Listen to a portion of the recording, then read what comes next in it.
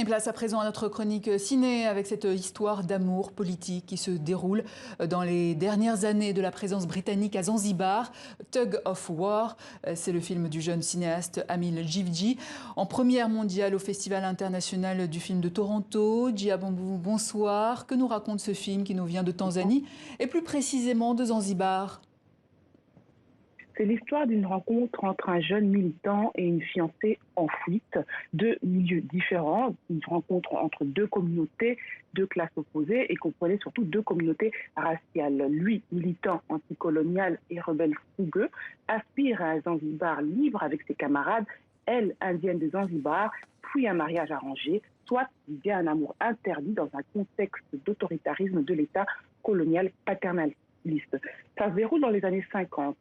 C'est tendu, c'est des années tendues dues à la présence des Britanniques qui dominent l'archipel depuis un demi-siècle et des mouvements militants locaux révoltés qui prennent la langue locale, le swahili, comme moyen de résistance. C'est un film entre passion et politique.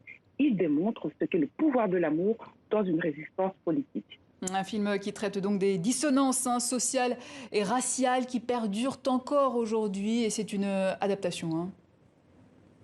C'est une adaptation du roman éponyme Vutan Kuvute en swahili d'Adam Shafi, un grand classique au pays car il est enseigné dans les lycées à travers la Tanzanie. C'est d'ailleurs sur les bancs scolaires que l'auteur Amil Djivji a découvert cette œuvre pour la première fois. Lui est né à Zanzibar, il est issu de cette quatrième génération d'Indiens qui a migré à Zanzibar. Il tente de montrer ces contradictions sociales qu'il connaît. Il met notamment en scène une gamme de personnages qui représentent les structures sociales de Zanzibar, qui abritent plusieurs cultures. Zanzibar, il dépeint aussi comme ancré dans une culture de lutte constante, notamment pour une autonomie politique vis-à-vis du continent. Et c'est un film d'époque, une première dans le pays.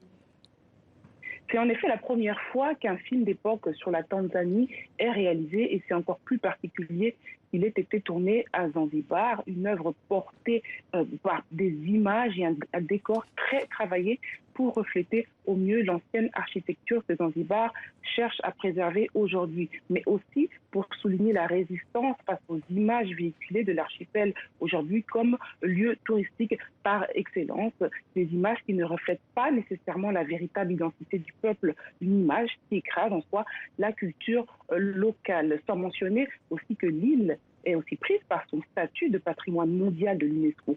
Pour le réalisateur, il est primordial que les images résistent. C'est ce qu'il a voulu exprimer avec ce film.